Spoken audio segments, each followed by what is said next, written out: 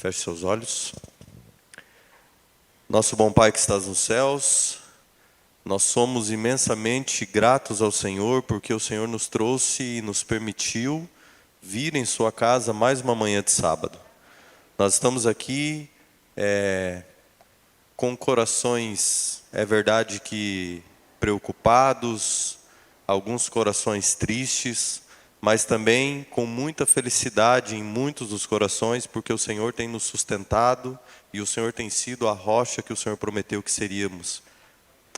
Nós pedimos que o Senhor fale conosco neste momento, que o Senhor use a voz dessa pessoa tão pecadora, mas que, através do seu Santo Espírito, trabalhando nos ouvidos de quem ouve, o Senhor consiga transmitir a sua mensagem de amor e esperança para todos nós. Abençoe a cada irmão que está aqui presente na igreja, abençoe também a cada pessoa que está nos acompanhando de suas casas, que venha ser um culto de adoração somente ao teu nome. Nós te pedimos e agradecemos isso, em nome de Jesus. Amém.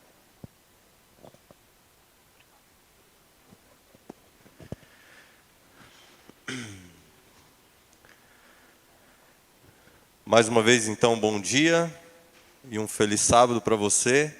Feliz sábado para você que está aí acompanhando a todo esse culto de sua casa. Nós já tivemos a lição da Escola Sabatina com o irmão Nelson, os louvores, e agora nós teremos, não mais nem menos importante, mas um momento muito especial, que é o momento em que nós vamos abrir e meditar na Palavra de Deus. Eu gosto sempre de dizer uma coisa: só existem pregadores, porque existe Palavra de Deus. Porque se em um momento não existisse Palavra de Deus, não existiriam pregadores. Ah, mas existem pregadores maravilhosos, ótimos, estudados. Pois é, mas eles só são ótimos e estudados porque eles se baseiam na Palavra de Deus. Se não existisse Palavra de Deus, não existiria pregação do Evangelho. Porque um ser humano por si próprio não é capaz de transmitir uma mensagem tão maravilhosa quanto a mensagem que nós encontramos na Bíblia Sagrada. Vamos então para a Bíblia. A mensagem dessa manhã se encontra no livro de Daniel, no capítulo 1, e nós vamos conversar um pouquinho aqui sobre esperança. O que motiva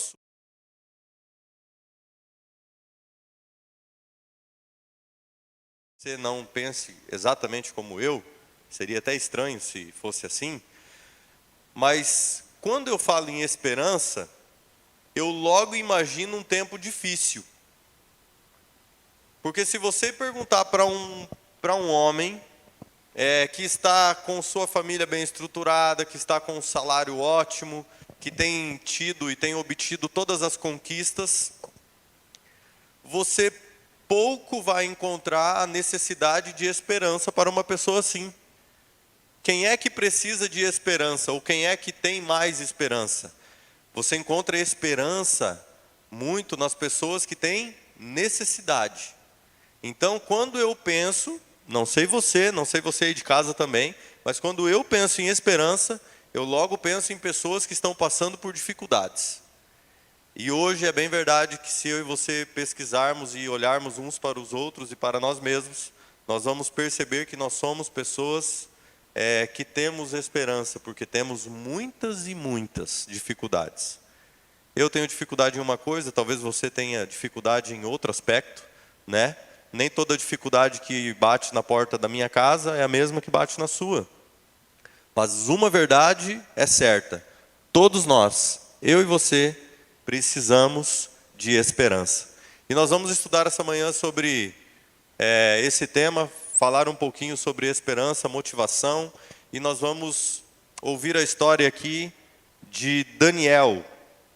Como eu já pedi para vocês abrirem no livro de Daniel, capítulo 1, temos uma história muito conhecida de Daniel e os seus amigos, mas nós vamos ler as passagens aqui rapidamente, para quem de casa nunca ouviu a história, e para quem aqui também talvez está um pouco esquecido, para nós relembrarmos. O texto diz assim, Daniel capítulo 1, no versículo 1. No ano terceiro do reinado de Jeoaquim, rei de Judá, veio Nabucodonosor, rei da Babilônia, a Jerusalém e a sitiou. O Senhor lhe entregou nas mãos a Jeoaquim, o rei de Judá, e alguns dos utensílios da casa de Deus, e estes levou-os para a terra de Sinar, para a casa do seu Deus, e os pôs na casa do tesouro do seu Deus. Disse o rei a Aspenaz, chefe dos seus eunucos, que trouxesse alguns dos filhos de Israel, tanto da linhagem real como da nobre, jovens sem nenhum defeito. Preste muita atenção nisso. Nós estamos aqui no versículo 4. Jovens sem nenhum defeito, de boa aparência, instruídos em toda a sabedoria, doutos em ciências, versados nos conhecimentos, e que fossem competentes para assistirem no palácio do rei, e lhes ensinasse a cultura e a língua dos caldeus. Determinou-lhes o rei a ração diária, das finas iguarias da mesa real, e do vinho que ele bebia, e que assim fossem mantidos por 3 anos, ao cabo dos quais assistiriam diante do rei. Entre eles se achavam dos filhos de Judá, Daniel, Ananias, Misael e Azarias. E nós terminamos a leitura por aqui. A história desses jovens você já conhece, decora e salteada. É uma história que abrange e que fala muito aos corações dos jovens, mas fala muito também ao coração dos adultos, dos velhos, enfim, de todas as idades. Porque é uma história de superação. Eu quero começar destacando algo muito importante.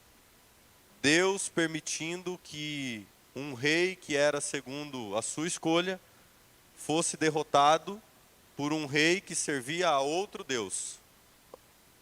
Às vezes, quando nós vamos para a Bíblia, nós ficamos meio intrigados com algumas situações. Mas acontece que nessa situação aqui, o rei Jeoaquim estava sendo um rei desobediente às ordens de Deus.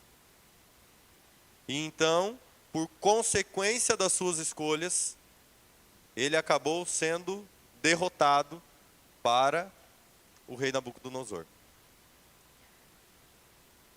Você percebe também que quando o rei foi dar as características das pessoas que eles queriam que fossem trazidas até ele, ele disse assim: olha, vocês vão ir, já que vocês vão conseguir sitiar Judá, eu quero que vocês entrem lá, destruam tudo, e que vocês tragam alguns dos seus jovens para cá. Porque eu tenho conhecimento de que lá tem muitos homens preparados. E ele deu algumas características. Vocês lembram no versículo 4?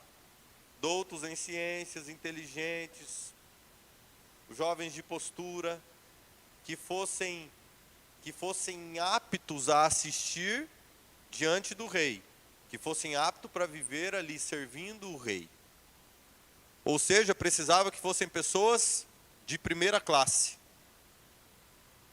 E aqui nós já vamos começar a conversa da nossa manhã. Queridos, o inimigo de Deus, quando ele rodeia as pessoas que servem ao Senhor, ele nunca rodeia e ele nunca quer para ele aqueles que não têm serventia nenhuma. Porque pessoas sem serventia, nem para o inferno não serve. Você sabia disso? Quando eu encontro uma pessoa sem serventia, aquela pessoa que, se ela está no lugar ou não está, as pessoas não sentem a menor diferença, que ela não move um prego do lugar. Esse tipo de gente assim que infelizmente ainda existe no mundo, é tão forte dizer isso e é tão triste, mas é a realidade que nós encontramos aqui. Esse tipo de pessoa, nem os reis inimigos não querem. O que foi que Nabucodonosor disse? Vocês vão ir, sitiem, mas eu não quero esse povo que não me sirva para nada. Esse aí vocês destruam e deixem eles para lá, deixem que vão recuperar suas vidas. Eu quero que vocês tragam cativos esse tipo de pessoas aqui, Ele escolhe.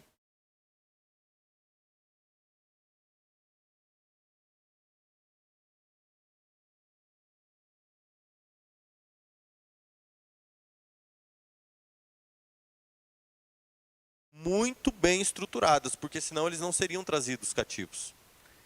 Nós estamos tratando aqui de jovens que eram inteligentes, com uma condição financeira boa, pessoas estudadas que tinham total capacidade de aprender ou já sabiam outros idiomas, e eles foram agora trazidos cativos. Imagine você, uma pessoa preparada, estudada, você aí de casa que faz faculdade, que trabalha em 2 empregos, que é uma pessoa desenvolta. Agora você é retirada de sua família, você é retirado do meio do seu povo, você vai servir agora na casa de um homem, de um ser que você sabe que serve a um Deus pagão, que não serve ao Deus de Israel como você foi ensinado e como você ama fazer. Você não tem mais a presença das pessoas que te apoiavam, que é os seus familiares e amigos. Você já não vai ter a oportunidade de comer as mesmas comidas que você comia quando você estava em sua terra. E ainda assim você vai ter que continuar se desenvolvendo. Como seria a minha e a sua vida numa condição dessa? É ou não é de se perder a esperança? Eu imagino que Daniel, quando olhou para aquilo, as pessoas olhavam e devem ter pensado assim: esses caras devem estar abalados, eles devem estar desestruturados, porque eles foram tirados de dentro de um reino, e agora eles foram saqueados de um reino e foram colocados para servir em outro reino. Só que tem um detalhe muito importante que muitas pessoas não param para observar, é de que eles estavam muito enganados, porque eles foram tirados de dentro de um reino, tirados de dentro de uma teologia, tirados de dentro de um costume, de uma tradição. Mas o reino do Senhor não foi arrancado dos seus corações. E quando eu e você servimos a Deus verdadeiramente, nós podemos perder tudo, nós podemos ter a vida de ponta cabeça, mas quando o reino do Senhor, esse reino aqui, ó, o reino que a Bíblia nos apresenta, ele está gravado e firmado dentro dos nossos corações. Queridos, nós podemos ir para onde formos, nunca ninguém será capaz de arrancar o reino de Deus de dentro de nós. Desses jovens aqui, eles puderam arrancar tudo. Pais, família, esposa, filhos, a Bíblia não revela se tinha, mas nós não conhecemos a história por completo. Mas eu sei que tiraram tudo deles. Só que uma coisa não foi tirada: o reino de Deus de dentro dos seus corações. E pessoas que carregam a esperança de Cristo dentro de si, são pessoas que não se abalam por pouca coisa. São pessoas que não tremem em qualquer situação. E talvez eu destaque a característica mais importante: são pessoas úteis e que servem para muita coisa.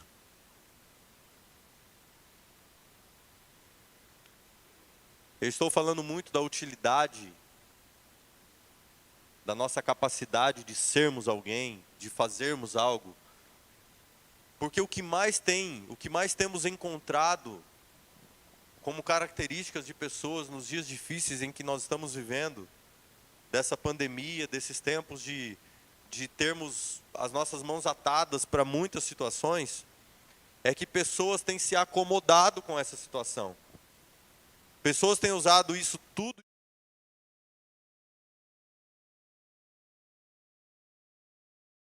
de dentro do coração.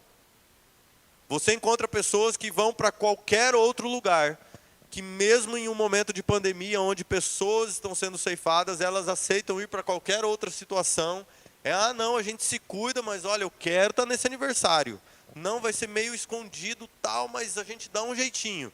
Mas quando eu falo de visitar a casa de Deus, quando eu falo de me reunir com algumas pessoas para ir fazer o bem para outras, para ir arrecadar algum tipo de alimento, para fazer qualquer situação que envolva o reino de Deus, eles colocam uma carteirinha na sua frente assim, escrito lockdown, pandemia, a gente não pode. E sabe o que isso significa? Pessoas inúteis que não servem para nada. Esse tipo já está perdido. Para esse tipo de pessoas, o inimigo de Deus não precisa fazer muito para retirar eles do reino dos céus. Porque o reino dos céus não está gravado dentro do seu coração. Eu e você precisamos mover e precisamos nos alimentarmos dessa esperança, da esperança que move a vida do cristão, de que nem tudo está perdido, de que a morte não é o fim. Nos alimentarmos da esperança de que sim, eu ainda posso fazer muito para Deus, mesmo em dias muito difíceis. Eu ainda posso trabalhar para esse reino que eu tenho gravado dentro do peito, porque ainda não é o fim de tudo. Quando os discípulos perguntaram em Mateus 24 as características dos tempos do fim para Deus, para Jesus, Jesus deu algumas características e disse como seria no tempo do fim. E nós não ouvimos que o tempo do fim seria tudo tranquilo, que as coisas estariam em paz, que estaria tudo perfeito, e aí Jesus voltaria. Não, pelo menos a Bíblia que eu tenho e que eu estudo, não. A palavra de Deus diz que nos dias da volta de Jesus, as coisas estariam como? Um caos. Haveria guerra e rumores de guerra, haveria fome. Os pais odiariam os filhos os pais. Teriam coisas, atrocidades que aconteceriam, o amor de muitos se esfriaria. E é esse o tempo em que nós estamos vivendo. Só que aí nós, em vez de vestirmos as vestes do Espírito Santo e lutarmos com as armas que temos, como dizia o meu avô, não, nós nos acomodamos e pensamos assim, eu perdi tudo. Imagina se Daniel tivesse chegado lá junto com os três amigos, chegado diante desse reino e dissesse assim, bom, pode trazer essa comida mesmo, é isso aí que eu vou comer, porque para mim já não resta mais nada, arrancaram tudo de mim, eu estava lá feliz, aquele rei desobedeceu e a culpa é dele e agora eu estou aqui. A história dele não estaria gravada nas gerações, nós não estaríamos falando sobre o exemplo deles. Talvez a Bíblia nem relataria a história de pessoas assim, porque seria um total fracasso. E eu garanto para vocês que se eles fossem assim, com essas características, eles jamais apareceriam na história, porque o rei não teria pego eles para trazer cativos. Porque eles não teriam as características que o rei queria que eles tivessem. Nós precisamos sair dessa zona de conforto que a gente vive. Nós precisamos levantar a voz, nós precisamos nos movimentar. Estamos sendo um povo muito preso a tudo que está nos acontecendo. Estamos sendo um povo em que quando nos indagam sobre algumas questões bíblicas, a gente simplesmente fica sem saber o que falar, porque se você vier falar de ciência comigo, vier falar de medicina comigo, eu não vou saber o que te dizer, porque eu não estudo sobre isso. Eu sou completamente leigo sobre esse assunto. E aí quando as pessoas conversam de Bíblia com o povo adventista, eles pensam assim, bom, esse é leigo, porque tudo que eu falo ele não sabe me dar uma resposta. A pessoa não sabe me dar uma característica bíblica. E aí eu te pergunto uma coisa, que tipo de esperança eu vou ter se eu não estou me alimentando da esperança?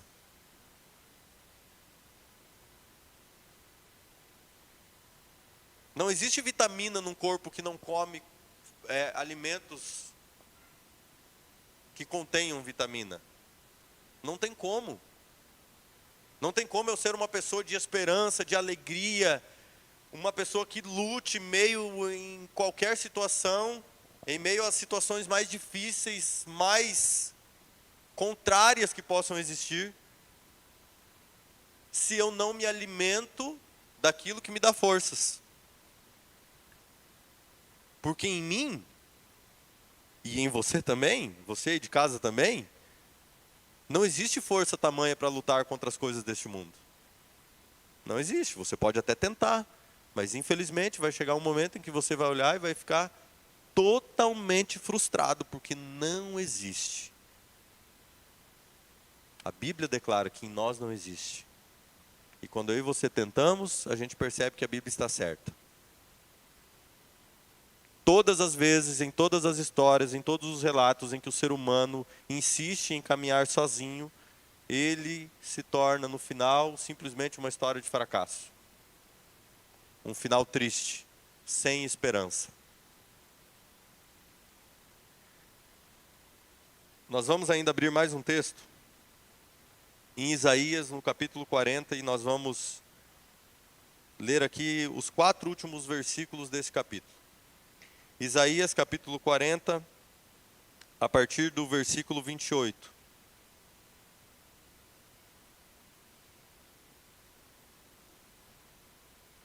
Na verdade, a partir do versículo 27. Olha o que o texto diz.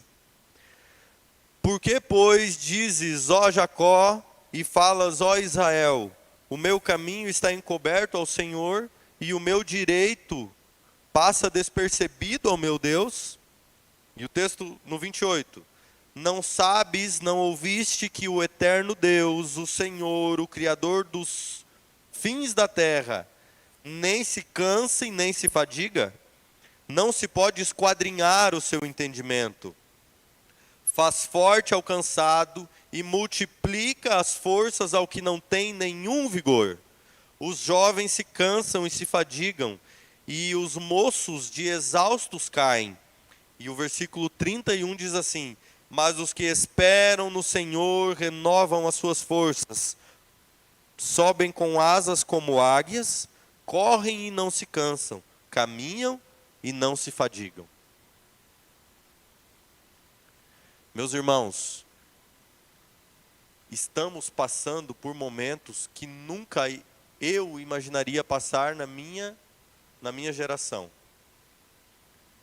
Apesar de que, eu lembro bem que quando eu tinha 10 anos, eu fui para o clube de desbravadores, e o diretor do meu clube era o Adilson, que é o diretor até hoje na Igreja do Conjunto Fernando, em Foz do Iguaçu. E com 12 anos nós conversávamos muito sobre volta de Jesus, sobre como seria no tempo do fim.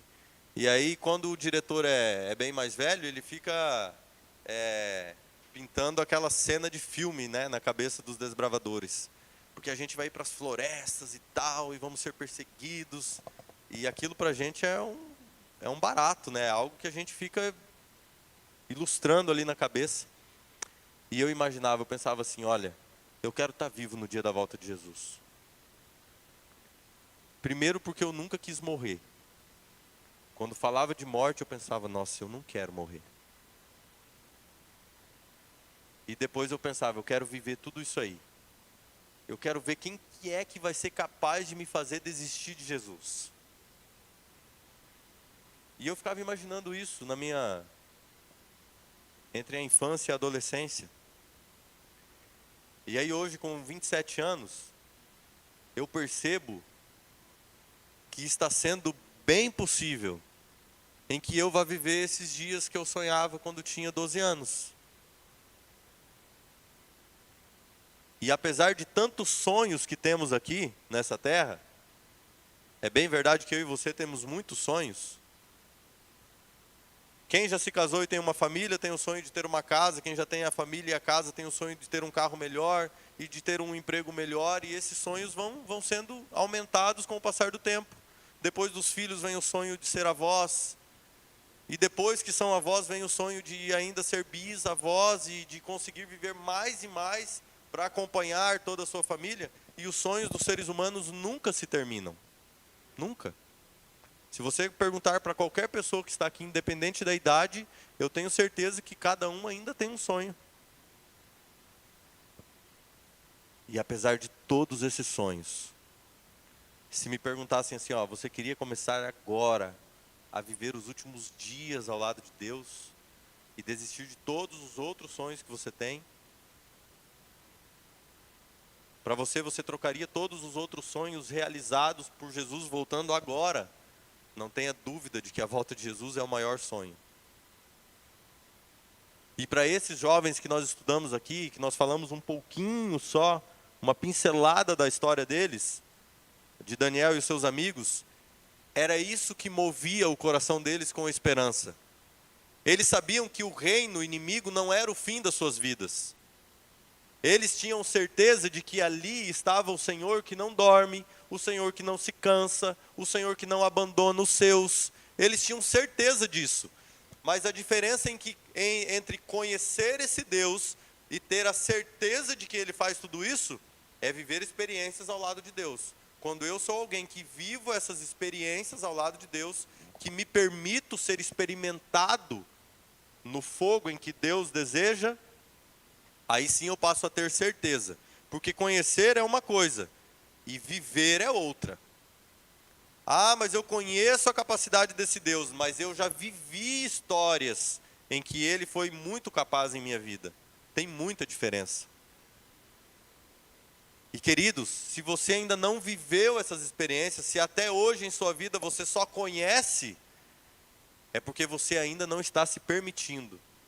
Porque Deus não precisa de pessoas capacitadas como o inimigo do rei Jeoaquim queria.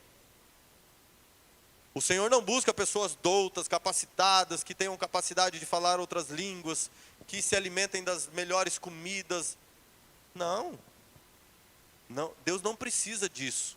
Deus precisa apenas de um coração disponível. Deus precisa apenas de um coração que se coloque à disposição dele e diz assim: Senhor, até hoje eu fui uma pessoa que não servi para nada.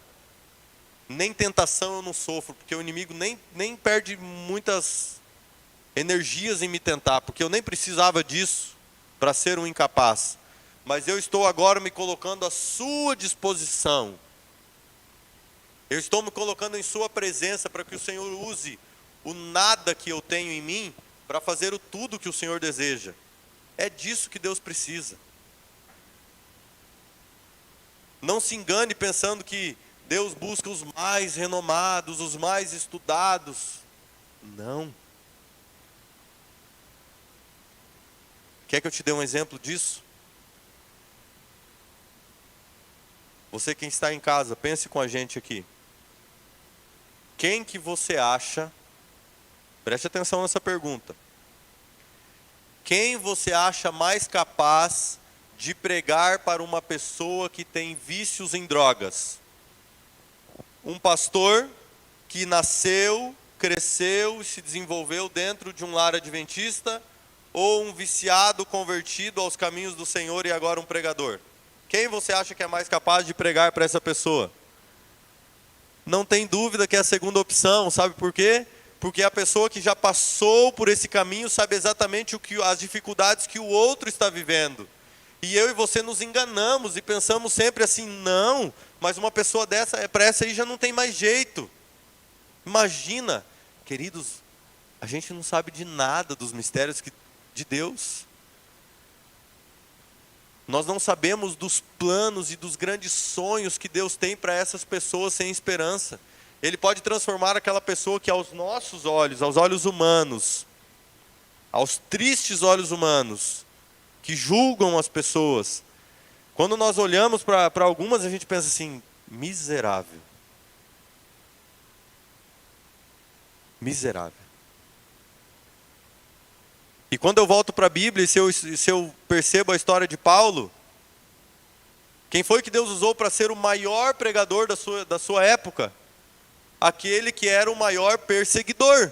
Porque sendo ele o maior perseguidor, ele sabia exatamente as dificuldades que um pregador passava nas mãos dele. E ele sabia agora os caminhos em que ele devia trilhar. Queridos, Deus pode usar qualquer pessoa para fazer grandes maravilhas. Deus precisa apenas que as pessoas se tornem disponíveis, se coloquem nas mãos dele. E eu e você que temos essa esperança viva, eu e você que não somos pessoas desprezíveis, que não somos pessoas adormecidas, eu e você que somos pessoas ativas no reino dos céus, que temos o reino de Deus gravado no nosso coração, eu e você precisamos nos mexer e trabalhar.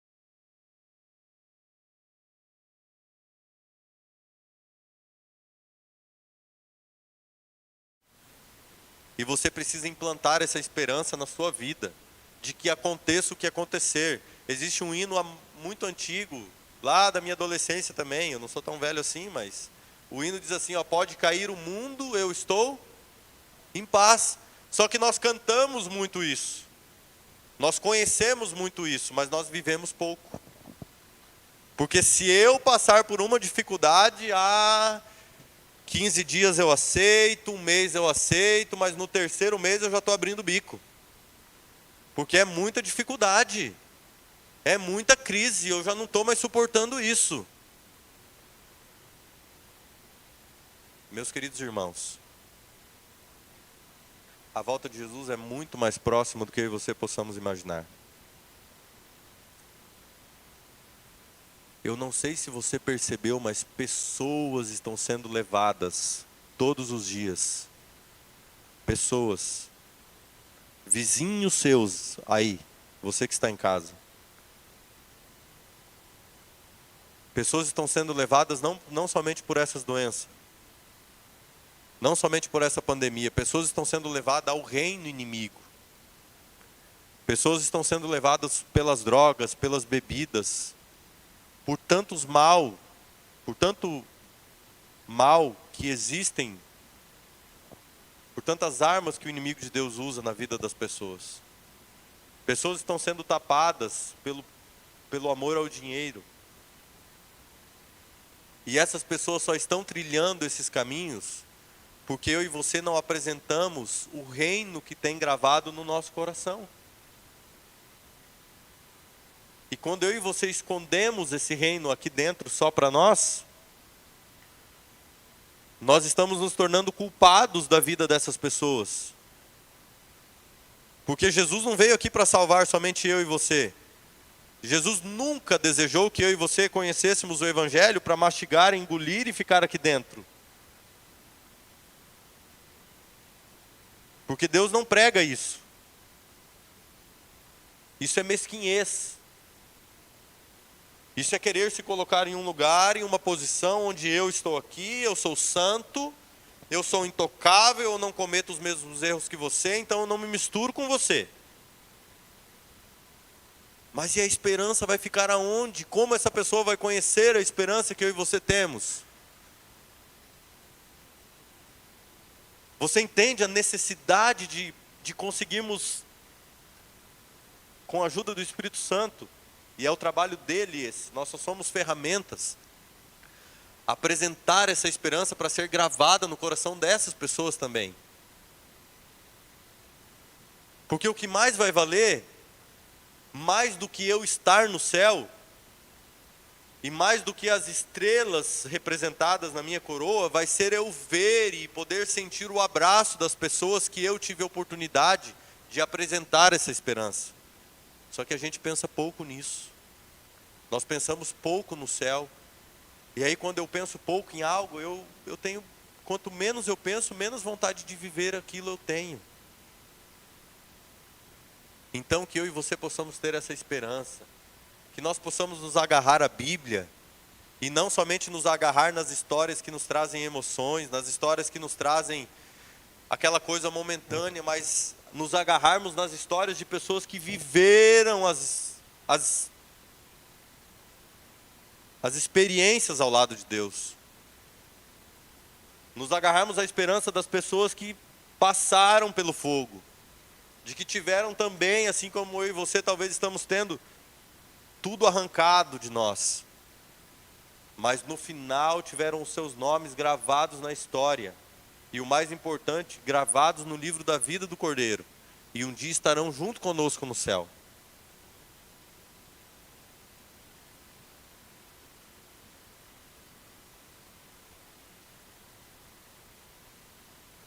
Você que está em casa, faça um propósito com os seus vizinhos. Eles não precisam saber desse propósito. Mas ajude eles, leve esperança para eles, leve uma comida para eles. Se você ainda não buscou ter uma amizade com essas pessoas, busque ter amizade com eles. Porque se eu e você formos a base da amizade, nós não vamos ir para o outro caminho, nós vamos trazer as pessoas para os nossos caminhos. Mas às vezes eu ouço alguns conselhos de pais que dizem assim: olha, fulano lá na escola e na faculdade, você não se misture com essa gente.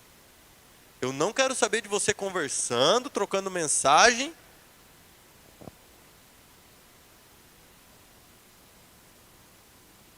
Como é que uma luz vai iluminar dentro de um cesto? Nós temos que preparar os nossos filhos e filhas e temos que preparar a nós mesmos, não para nos afastarmos dessas pessoas, mas nos alimentarmos dessa esperança para sermos como Daniel e seus amigos foram, luz para toda uma multidão. Nós temos que ter concentração e intimidade com Deus suficiente para fazer com que qualquer amizade que eu comece seja por um final de salvação de vida. O convite lá para ir para os lugares mundanos e para as festas mundanas e, enfim, para qualquer coisa que não seja do meio que eu acredito, do reino dos céus, eu simplesmente não aceito. E eu ainda levo e apresento a esperança para essas pessoas. É isso que eu tenho que fazer. Esse é o dever do cristão. O dever do cristão nunca foi se afastar das pessoas. A Bíblia diz assim, ó, se afastem das coisas do mundo. As coisas do mundo não são pessoas do mundo. As coisas do mundo são as... Você sabe o que é. Mas as pessoas do mundo precisam ser trazidas e ocupar esses lugares que estão vagos aqui. E essa esperança não pode, de maneira alguma, ficar somente dentro do meu e do seu coração. Essa esperança tem que ser levada para todas as pessoas. É por isso que Deus permitiu que eu e você conhecêssemos o Evangelho, para podermos mostrar para o máximo de pessoas possível que um Jesus deixou o céu, veio à terra, se entregou numa cruz, e esse Jesus se alimentava na casa de pecadores, e esse Jesus pegava nas mãos de prostitutas e levantava e dizia assim: olha, a partir de agora a sua vida vai ser mudada. Esse Jesus fazia barro e curava os cegos e dizia assim: olha, você é um pecador. O outro ele dizia: olha, você tem lepra, mas vem cá, me dá um abraço, porque a partir de hoje a sua vida está mudada. Esse Jesus não era um Jesus que, não, se afaste. Você não visite minha casa, você não fala comigo na faculdade, para você o meu número de telefone não existe. Que tipo de evangelho é esse? Eu sou um evangelista que vou converter quem? Se eu não tiver contato com pessoas que nós julgamos, né, pecadoras, porque pecadores todos somos. Como eu vou evangelizar se eu não tenho contato? Como eu vou levar esperança? É preciso levar esperança. E você não pode sair daqui dessa manhã, você não pode desligar esse celular, esse computador aí na sua casa sem entender isso. Porque quanto mais rápido eu e você entendermos isso, mais rápido será a volta de Jesus aqui nessa terra. Para finalizar, eu quero só terminar dizendo que esses jovens que foram tirados do seu reino, Daniel e seus amigos, terminaram as suas histórias como líderes do outro reino. Só que com um detalhe: um reino agora que reconhecia o mesmo Deus deles como um Deus Salvador. Você percebe a diferença de histórias? Poderiam ter sido pessoas fracassadas, sem esperança, mas por escolha, eles disseram assim: não, o mesmo Deus que nós servíamos lá na nossa terra é o mesmo Deus que está aqui presente hoje.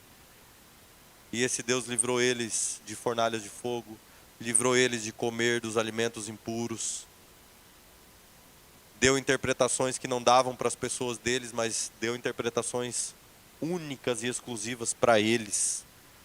Porque Deus quer usar você para ser único e exclusivo, para fazer lá no meio do teu trabalho, da faculdade, do mundo em que vivemos, para as outras pessoas olharem e dizer assim: olha, essa pessoa aí é cheia de erro e eu sei, mas o Deus que ela serve é maravilhoso. Porque o que Deus faz na vida dela, eu preciso que Ele faça na minha. Mas eu termino relembrando: Deus só poderá alcançar algumas pessoas com a minha e com a sua voz, com as nossas atitudes, com a nossa ação. Levante-se. Não seja uma pessoa desprezível, sem esperança, triste, agoniada. Seja uma pessoa feliz, para frente, alegre. O mundo está acabando, mas aqui não é o fim, é só o recomeço do que eu estou esperando. Então, vamos para cima. E a gente ouve muito e fala, ai, vamos despovoar o inferno. Aí sai daqui, esquece de tudo e vamos viver a vida normal, vamos... É isso. A tua e a minha missão é essa. É buscar o Espírito Santo a tal ponto em que nós vamos conseguir despovoar. E mais importante que isso, é salvar pessoas. São vidas. Jesus voltaria, sabe por quem? Jesus voltaria, se fosse preciso, por uma única pessoa. Aquele mais desprezível que eu e você encontramos. Você acha que você é o importante? Jesus voltaria somente por ele, se fosse preciso.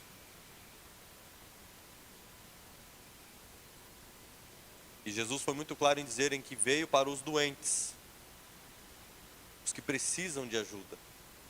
Então está na hora de nós nos mexermos e de nós mostrarmos que o reino que existe gravado no nosso coração é um reino de justiça, mas em primeiro lugar é um reino de salvação.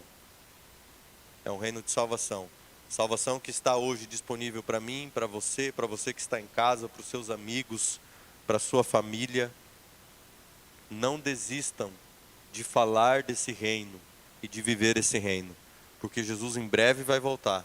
E sem dúvida nenhuma, o maior sonho do coração de Jesus é que eu e você nos encontremos junto com Ele, subindo ao céu, no dia mais importante da história deste mundo, que será o dia em que Jesus vai voltar. Amém? Que Deus nos abençoe, que essa esperança fique viva dentro dos nossos corações e que nós tenhamos ainda a paz de sorrir mesmo em meio às aflições, porque a nossa esperança está gravada naquilo em que Deus nos deixou, como guia até que Ele volte. Nós vamos agora nos colocar em pé. Se você aí na sua casa quiser se colocar em pé também, fique à vontade. E nós vamos cantar o hino número 150, Não Desistir.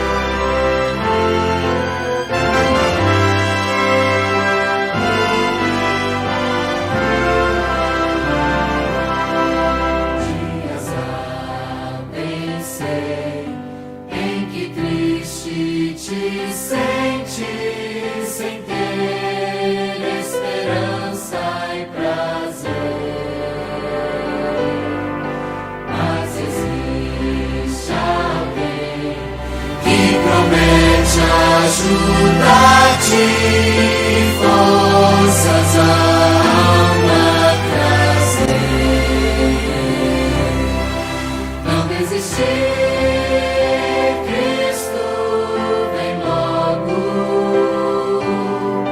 breve aurora há de raiar, não desistir.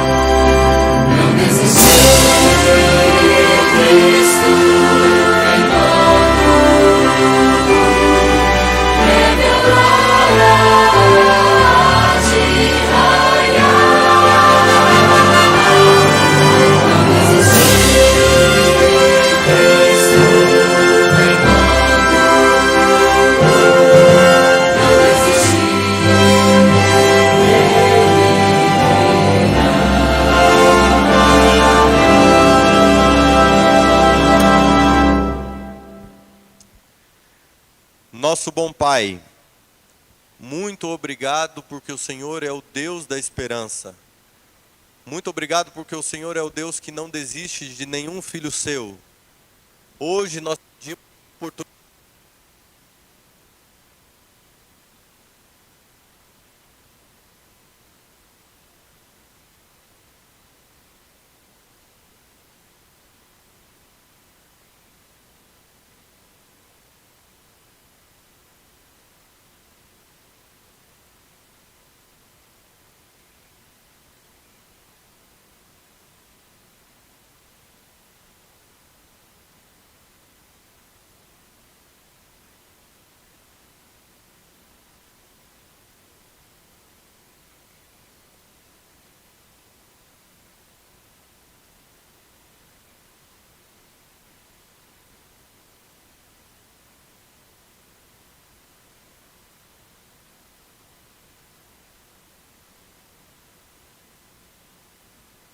Mas abandona um filho seu.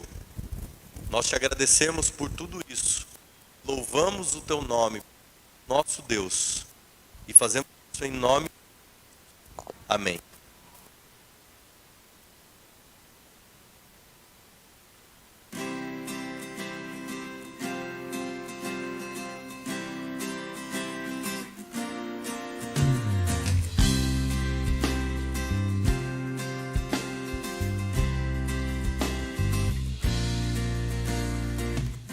Senhor, em mim habitar, pois quero ser templo teu.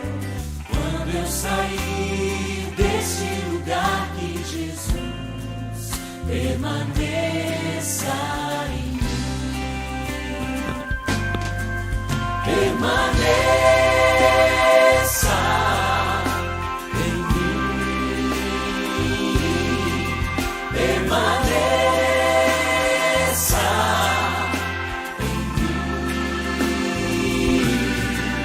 Permaneça em mim, meu Senhor, permaneça em mim.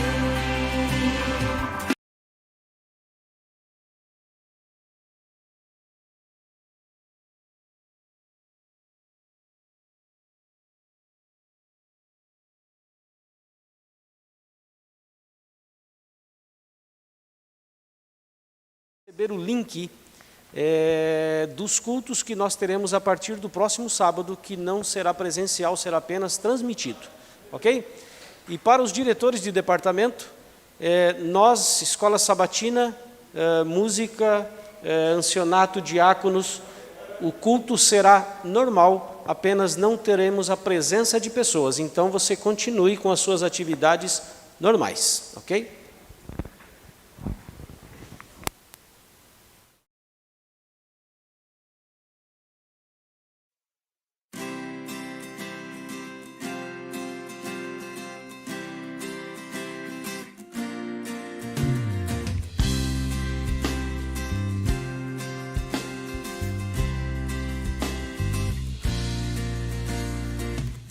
Senhor, em mim habitar, pois quero ser templo teu. Quando eu sair deste lugar, que Jesus permaneça em mim. Permaneça em mim. Permaneça.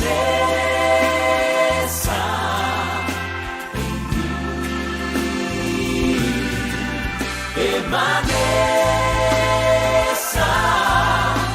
em mim, meu Senhor, permaneça em mim. Venha, Senhor, em mim habitar, pois quero ser templo teu. Quando eu sair deste lugar, que Jesus permaneça